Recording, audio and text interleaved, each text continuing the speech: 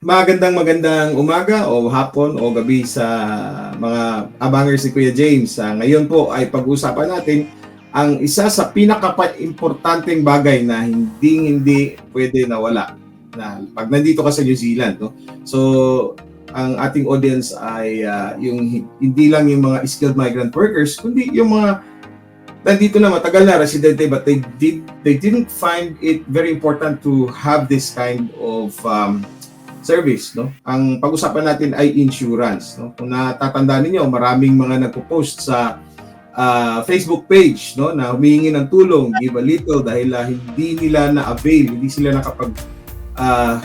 nakapag-purchase ng insurance at the time na hindi pa sila na diagnose of something, no? So very important. May kasabihan tayo na mabuti na yung nandyan na hindi mo magagamit kaysa pag dumating ang panahon na kailangan mong gamitin at wala kang magamit. Yan. At ngayon po ay ating special guest, no? Special talaga. Special guest dahil siya po ay isang nurse. She's been a nurse here for quite some time at nakita niya gusto niya pang tumulong on the other, side of the industry, which is insurance, no? So she is a registered financial advisor. So and then marami na mga claims, no, na approved claims at nakausap ko siya, it's like at least 100 claims, no, approved claims during sa kanyang stint sa insurance industry. Okay? So kaya bakit Kuya James, bakit siya ang in-interview mo? Siyempre, interviewin natin yung isa sa mga nagsusuporta sa Ask Kuya James na Facebook page, okay? So kaya ganun, yep. And then if you want to contact her, lalagay namin yung mga details sa kanya. At huwag na natin patagalin pa. I-welcome po natin si Laarni Tagalog. Ayan! Kumusta, Laarni? Hello, Kuya James. Thank you so much for having me. Okay lang po. Kumusta po? Ayos naman. That's good. So, it's a good thing na, alam mo naman, yung Ask Kuya James is more on giving more mga information, no, sa mga kababayan natin na nandito sa New Zealand. And then, of course, yung mga nagpaplanong pumupunta dito. And naisipan natin gumawa ng video na ito para madagdagan ng kaalaman nila nung isa sa mga pinakamahalagang bagay na dapat nilang kunin pag nandito sa New Zealand. So I understand, no? Meron nangyari, nakita ko that time na pumunta kami sa hospital. Emergency room lang, no? Sa emergency room, pag hindi ka residente dito at saka wala kang insurance, may nakita kami 2,300 New Zealand dollars yun. Yes, that's true. Tama po yun. Kaya nakita ko na magtatanong nga tayo sa isang expert. Ano ba ang mga kailangan? Ano ba dapat malaman ng ating mga kababayan, no? In terms of insurance, i-shoot na natin yung unang tanong. Okay ba sa iyo? Diretso na tayo, Laarni, no? Apa. Yep, okay, good. Ano ba ang mga different types of insurance at covers at saka yung mga importance ng mga insurance na ito? So, I focus on personal risk insurance, Kuya James. So, ito yung life and health insurances. So, very important dyan, unang-una is life cover. So, yun talaga, kasi life cover, marami na tayong mga kababayan, no, sa kasawiang palad, no. I've been here for a few years na sa New Zealand and so you are. So nakita na natin marami na tayong mga kababayan na namatay dahil sa different reasons, sa pagkasakit o kaya aksidente.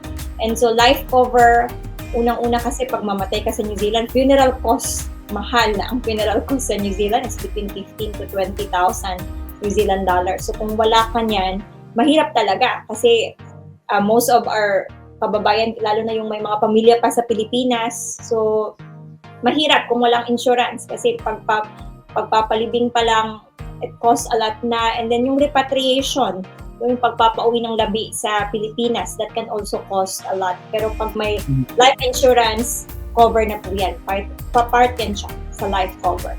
Tapos syempre, may iwan sa mga loved ones, no? Lalo na yung mga may anak na mga kababayan natin, nagpapadala. I think it's a very common setup, nagpapadala ng tulong sa Pilipinas. So kung wala ka na, then at least may financial na suporta o tulong sa pamilya na may iwan.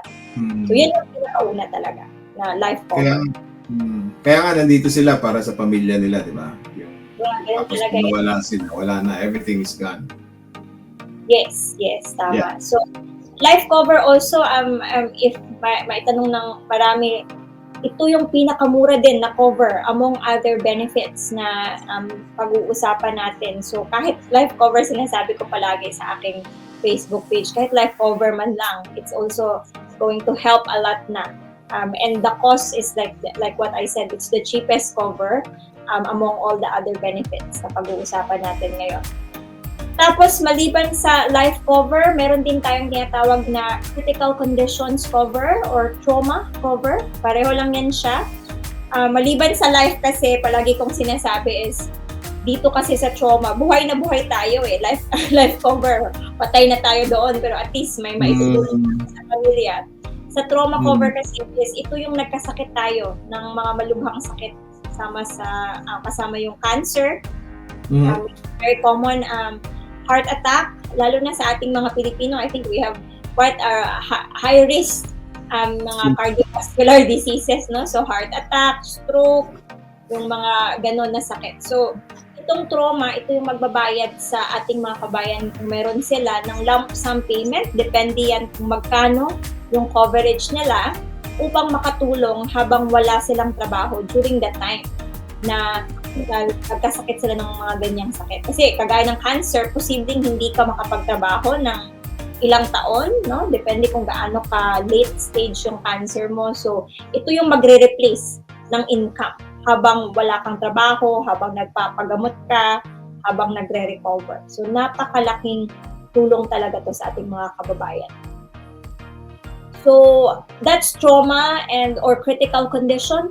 Another third cover na very important din is income cover. And dito, maraming mga hindi naintindihan ito ng maraming kabayan natin ang hindi sure about sa income. Maybe kailangan ba talaga may ACC naman sa New Zealand. So palagi ko yan naririnig, palagi ko yan na ang tanong na aking nare-receive sa ating mga kabayan. ACC is there. It's very helpful. Definitely. We're very fortunate in New Zealand na may ACC tayo. Pero we have to really understand na ang ACC po ay aksidente lang. Purely aksidente lang yung pino-cover ng ACC. And you have to remember that, of course, it's a government help.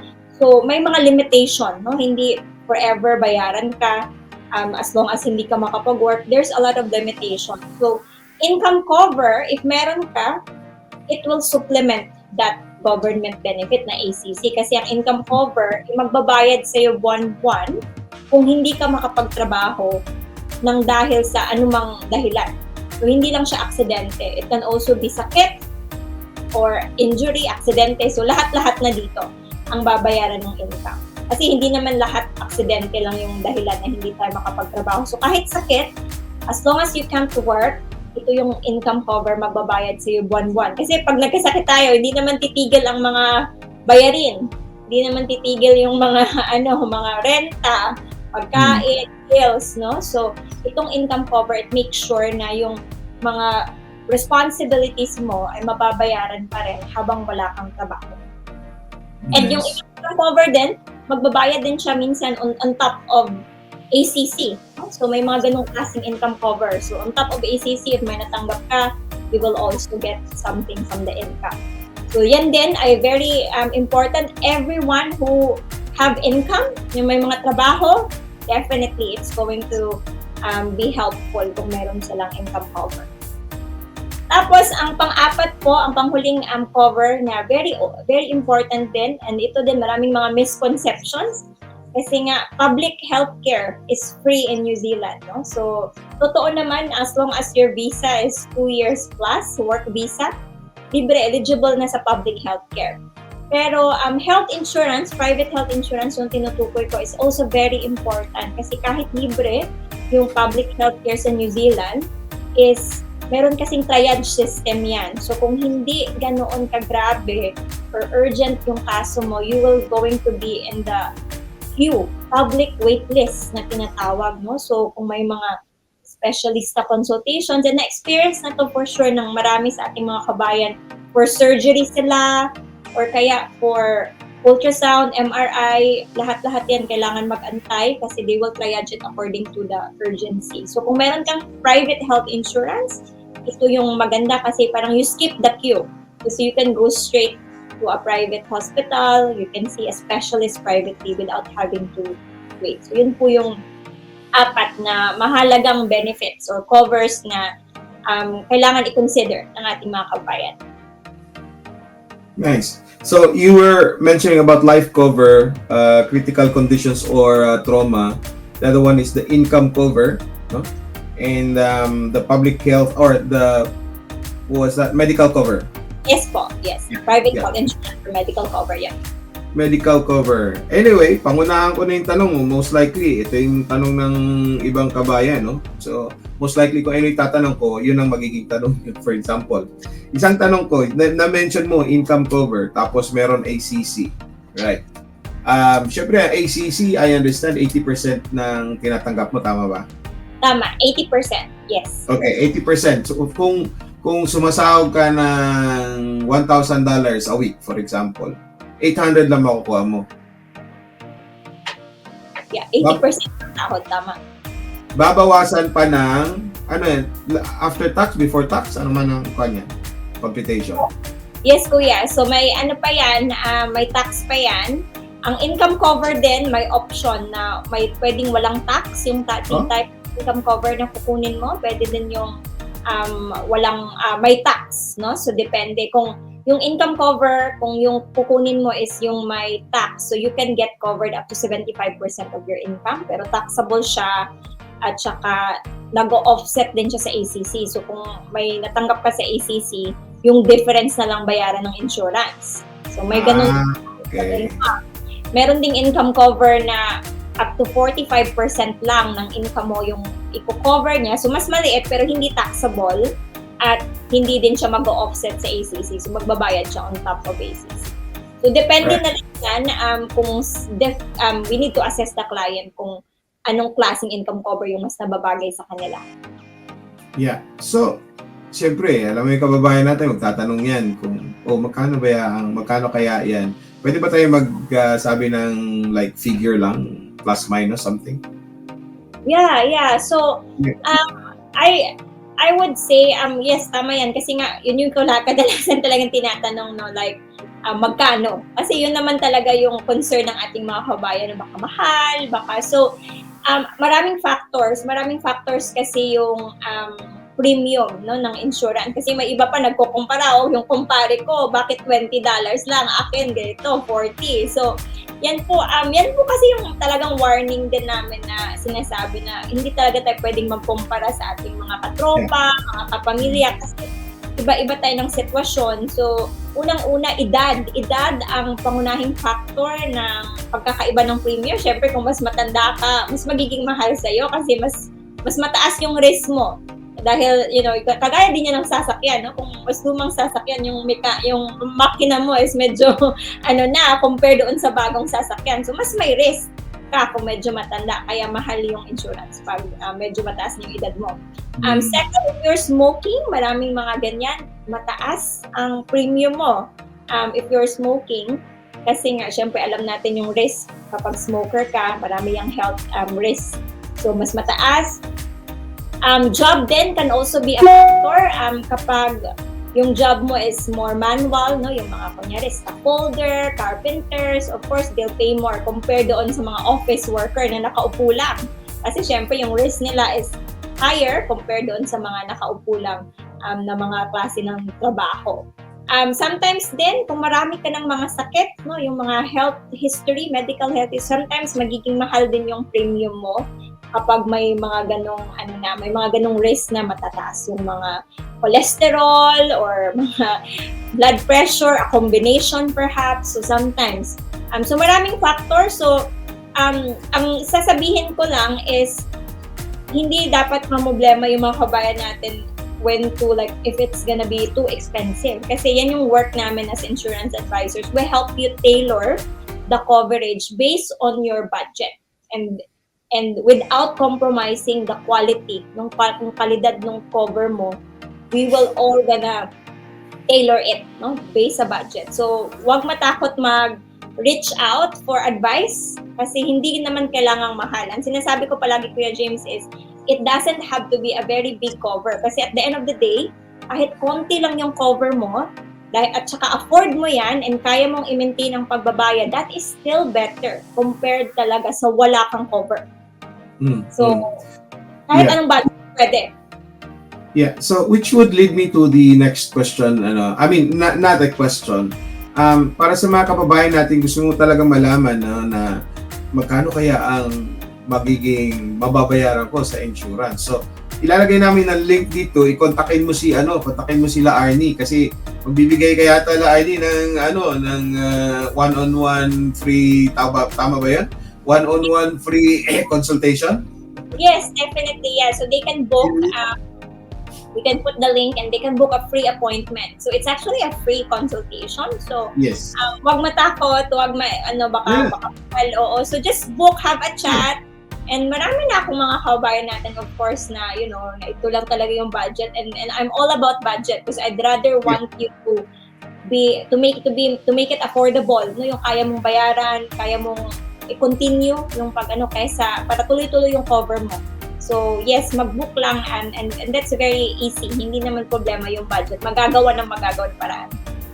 Yeah, of course. Kaya makakabili nga na isang kahon na na Corona, magkano yung 26 yata ang 12 na Corona, di ba? So budget mo na yung Corona mo muna sa insurance just in case.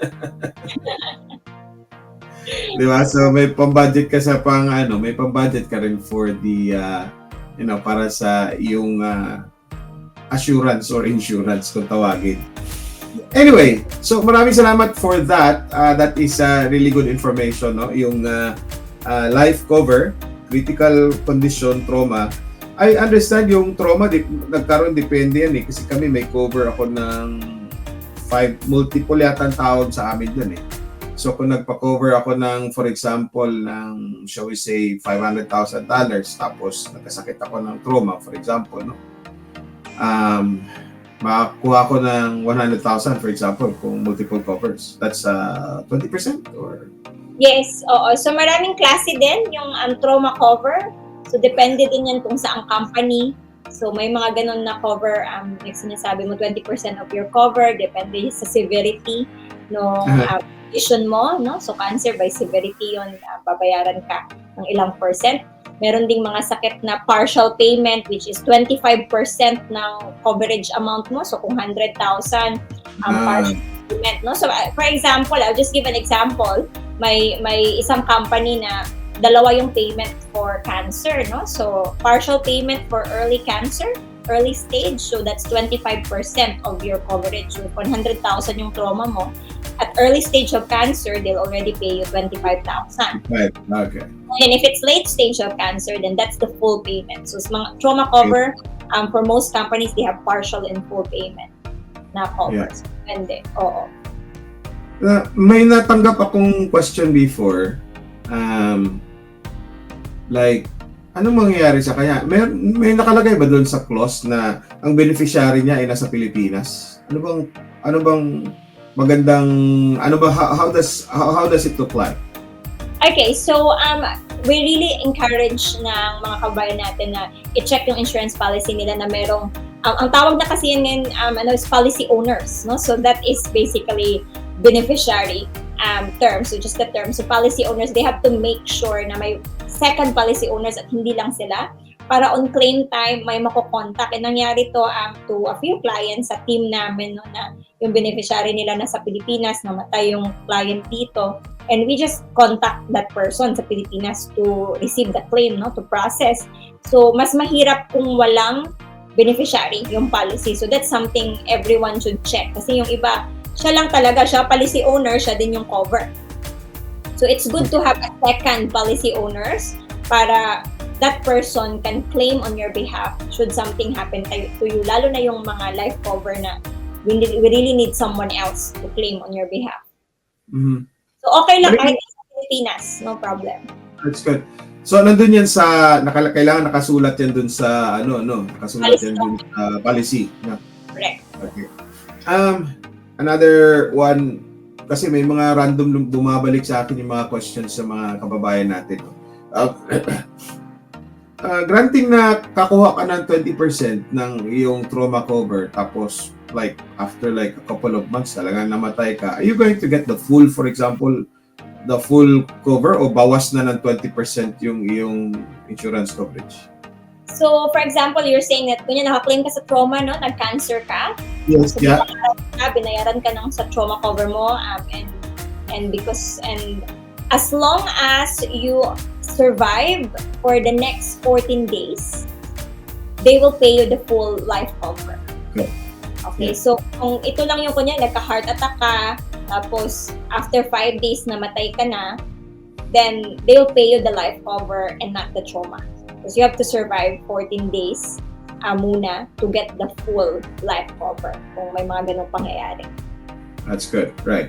Okay, so last question ako dito sa public as well sa medical care. Does it cover yung magpapa-check up ka? Yes, so there's a lot of optional benefits.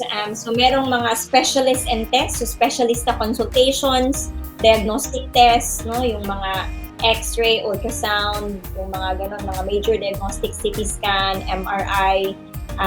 Pwede din yung iba, yung mga optional benefits, mag-add ng GP coverage. So para yung sa GP, pwede din ganon. Dental, optical, maraming options. Up to surgeries, cancer treatment. So isa pa pala to sa napaka-importanting benefit ng health insurance kasi maliban sa hindi ka mag-wait sa public, may mga gamot kasi dito sa New Zealand, Kuya James, na hindi funded ng government. So, yan yung tinatawag na non-pharmac. So, pag sinabing ng non-pharmac, ito yung mga hindi subsidized ng government. And kasalukuyan, marami ng mga gamot na hindi subsidized, lalong-lalo na for cancer drugs, na kung wala ka nito, tapos yan yung nirecommend ng doktor mo, umaabot kasi ang mga gamot na ito, ang cost niya, umaabot ng more than 100,000 for the first year of treatment. So kung wala kang comprehensive na health insurance, you will just settle kung ano yung libre, which might not give you a higher chance of survival. Pero kapag may comprehensive health insurance ka, some companies offer 500 to 600,000 per year for non-funded drugs alone. So napakalaking benefits talaga ang pagkakaroon ng health insurance.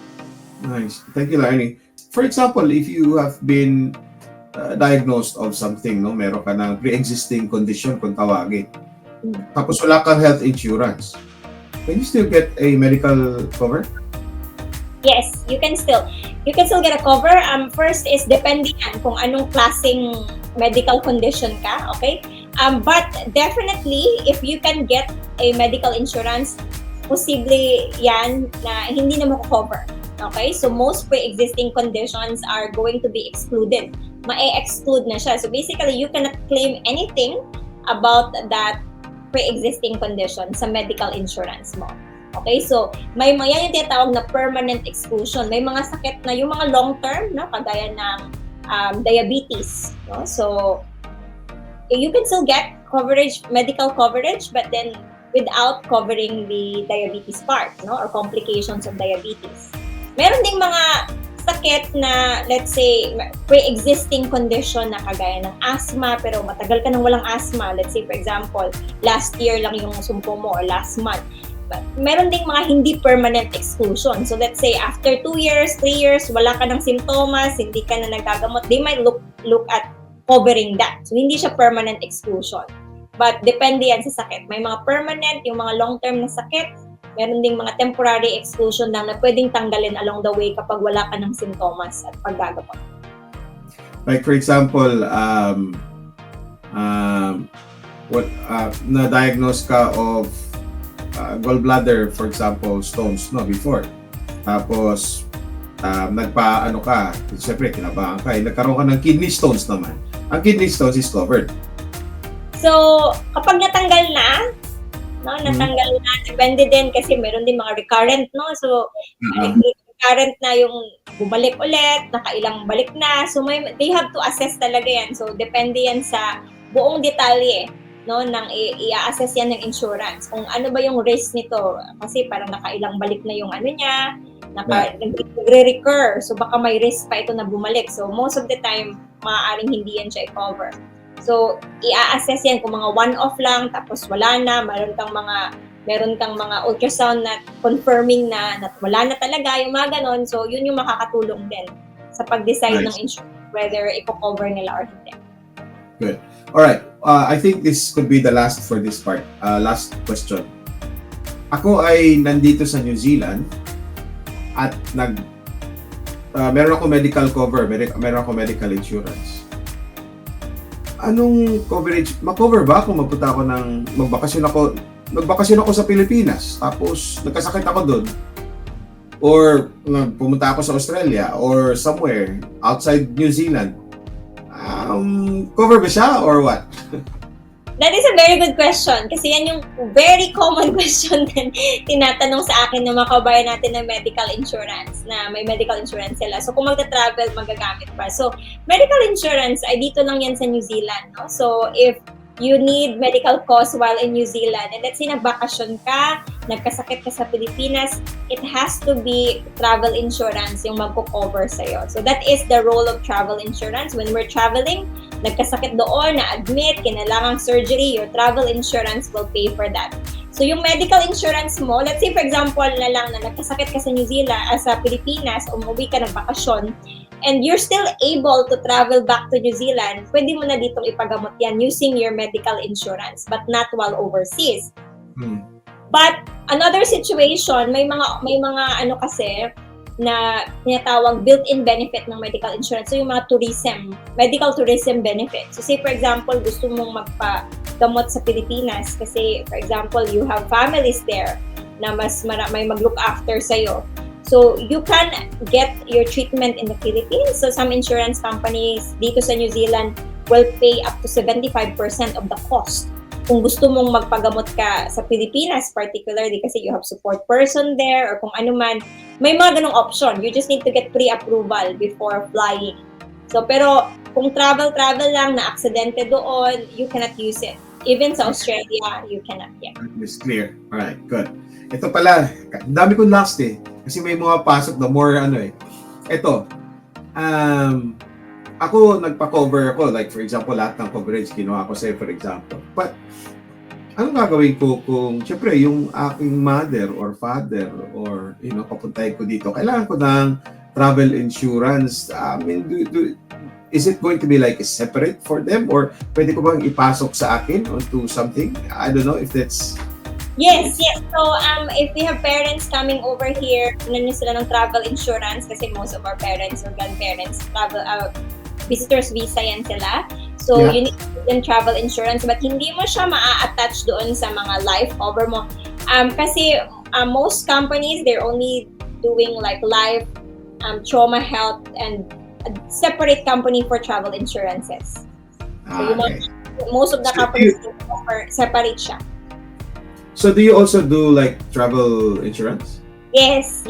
So we used to do it only for our own clients, but we just opened up from last year na kahit anyone, mga kabayan natin, if they need help, we can assist them, lalong-lalo na on claim time. We can also help. Ayun, eto, ipa-plugin ko na, Kuya Mick, yung nanay mo, di ba? Kaming yung nanay mo, kung hindi ka pa nakakuha ng insurance, kontakin mo sila, Arnie. May kapitbahay ako dito sa Rolestone kasi dadali niya daw yung nanay niya. I think sa September na, but I believe kailangan ng travel insurance. Yes, because while we are talking about this, it's very important, Kuya, kasi we already claimed my parents dito na nagka-stroke, umabot yung bill sa hospital, 30,000 New Zealand dollars.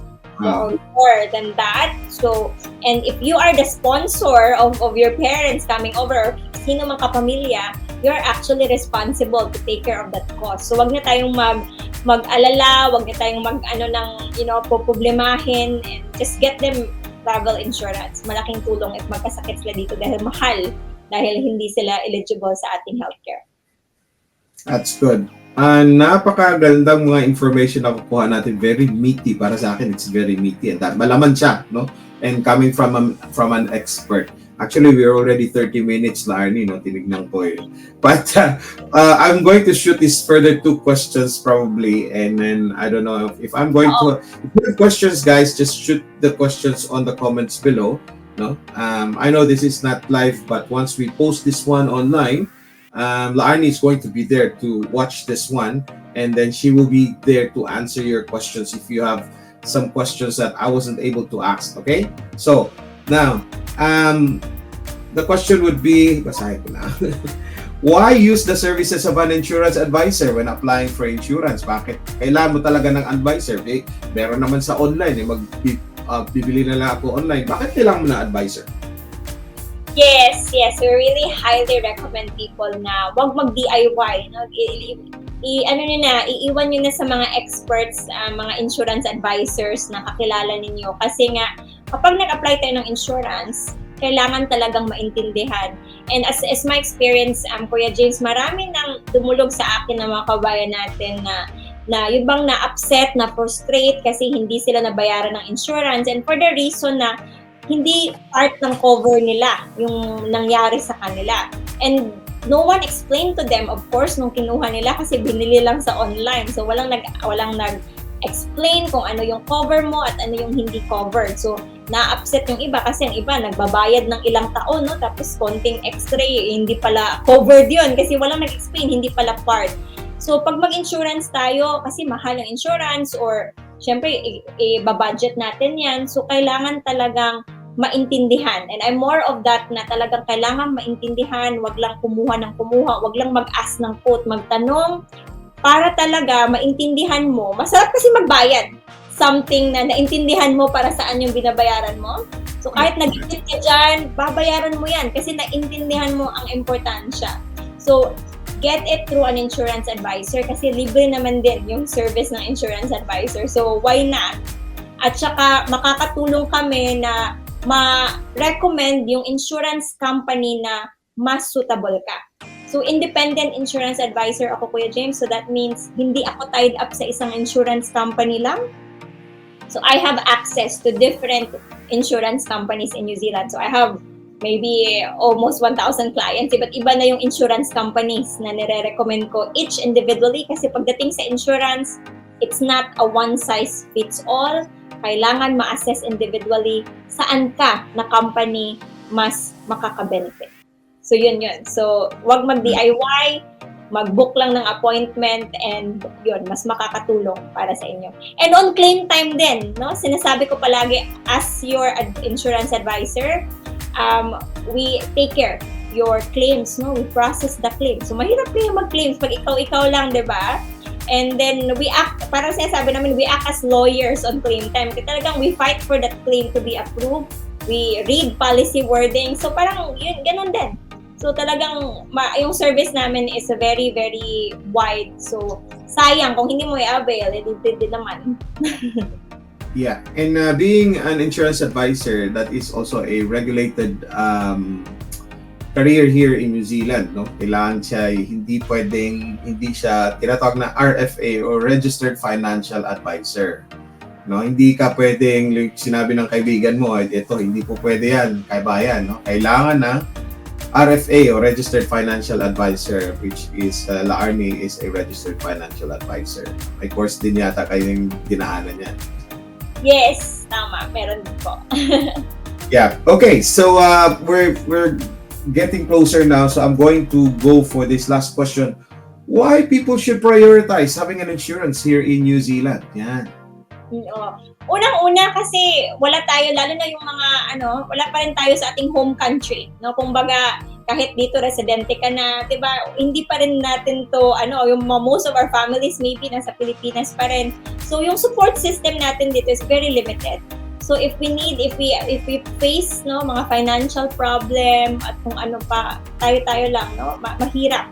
So we have the Filipino community, which is very helpful. Nakikita natin yan if we need to raise donation for someone. But pwede namang maiwasan ng yung mga hassle ng mga ganyan kung meron kang insurance. So hindi kasi dating talaga alam, kaya nga yun yung insurance ay nandyan kasi hindi natin alam yung mangyayari. No? We might be healthy now, we don't know what tomorrow will bring. Marami na akong mga claims, Kuya Jay, maibanggit ko lang yung just early this year, March, breast cancer. No, she's very young, 42 years old. Hindi naman sakitin, no? Tapos stage 3 agad, no? Tapos just last month, I had a heart attack claim. Again, early 40s, hindi din naman sakitin, yung nagka-heart attack na mga ganon. So, lahat yan hindi naman in-expect nila na mangyari. So, maging handa, gawin talaga siyang priority. Kasi minsan, marami tayong gastusin, lalo hindi naman talaga magaan yung buhay, may mga gastusin, bayarin. But it's all about really putting that as a priority. Kasi papasalamatan mo yung sarili mo na may nangyari sa'yo tapos meron kang insurance, malaking tulong pag andyan ka na sa posisyon na kakailanganin mo. Magandang mga information na binigay sa atin ni La-Arnie ngayong araw na ito. And kung meron kayo ibang katanungan, guys, just pwede kayo mag-ask dito and hopefully pag nandyan siya, and she'll be answering your questions on the comments below. Okay? And maraming salamat La-Arnie for your time. And guys, kung meron pa kayong gusto niyo personal na consultation, tignan nyo ang link below. I-message nyo siya and she'll be happy to answer your questions. If there are questions that I haven't asked here, if you have like something that's a question that is personal and you don't want it to be open in public, so she'll be happy to answer those questions. Okay? Yes. Right. So, yeah, La-Arnie, any words, statements to our viewers here na Ask Kuya James?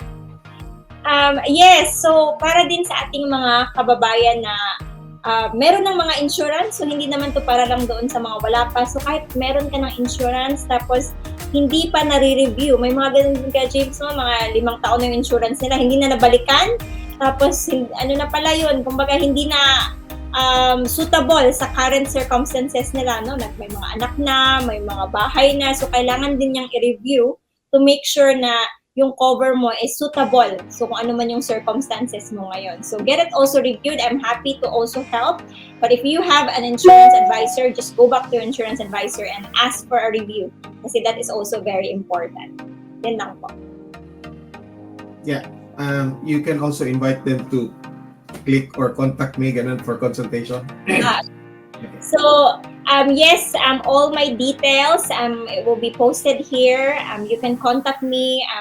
I have also a website, www.laarnitagalog.co.nz, and some information will also be in my website, and the booking there is as well. You can also choose a time and date. Kung wala namang available sa'yo sa aking mga date and time sa aking website, you can just contact me and we can make a time na suitable sa inyo. So, I have also a Facebook page. You can also follow me in my Facebook page, La-Arnie Tagalog Insurance Advisor. And every week, I try to bring different information. I do live weekly to just give out general information para sa ating mga kabayan.